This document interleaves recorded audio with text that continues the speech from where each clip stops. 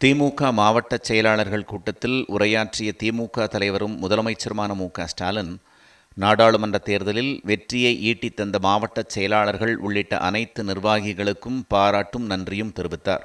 நாடாளுமன்ற தேர்தல் வெற்றியை ஆவணப்படுத்தி தென் திசையின் தீர்ப்பு என்ற நூலை உருவாக்கி வழங்கியிருப்பதாகவும், நமது உழைப்பையும் வெற்றியையும் பதிவு செய்யும் ஆவணங்கள் அதிகமில்லை, அதனால்தான் நடந்து முடிந்த நாடாளுமன்ற தேர்தலில் நம்முடைய எல்லா செயல்பாடுகளையும் இந்த நூலில் முழுமையாக தொகுத்து வழங்கியிருப்பதாகவும் முதலமைச்சர் குறிப்பிட்டார்.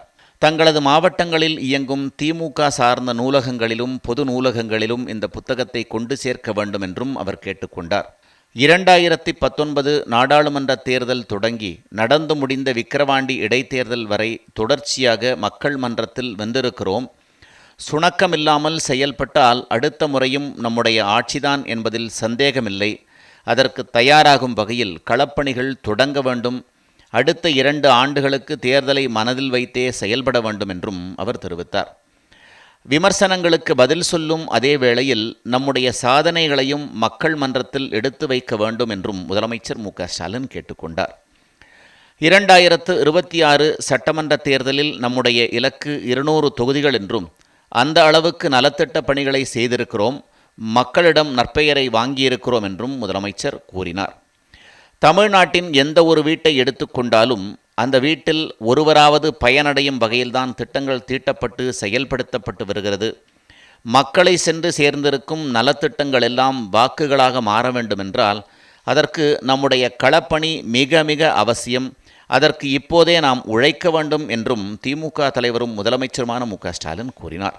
தமிழ்நாட்டிற்கு தொழில் முதலீடுகளை ஈர்ப்பதற்காக வரும் 27ஆம் தேதி இரவு அமெரிக்காவிற்கு புறப்பட்டுச் செல்ல இருப்பதாகவும், அமெரிக்காவில் இருந்தாலும் முப்பெரும் விழாவிற்கான பணிகளை தலைமை கழகம் மூலமாக கவனித்து கொண்டுதான் இருப்பேன் என்றும் முதலமைச்சர் தெரிவித்தார். நம் நெஞ்சமெல்லாம் நிறைந்திருக்கும் தலைவர் கலைஞரின் 100ஆண்டு விழாவை அரசு சார்பிலும் திமுகவின் சார்பிலும் மிகச்சிறப்பாக கொண்டாடி மகிழ்ந்திருக்கிறோம். நாளை மறுநாள் தலைவர் கலைஞர் உருவம் பொறித்த 100 ரூபாய் நாணயம் வெளியிடப்பட இருக்கிறது. அதில் எல்லோரும் கலந்து கொள்ள வேண்டும் என்றும் திமுக தலைவர் மு.க.ஸ்டாலின் கேட்டுக்கொண்டார்.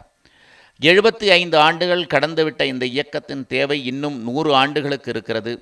ஆலமரமாக இந்த இயக்கம் வேரூன்றி நிற்கிறது என்றால் அதற்கு காரணம் இந்த இயக்கத்தின் வளர்ச்சிக்கு கோடிக்கணக்கானவர்களின் உழைப்பும் தியாகமும் உரமாக்கப்பட்டிருக்கிறது. அதன் பயனைத்தான் இன்றைக்கும் நாம் அனுபவிக்கிறோம்.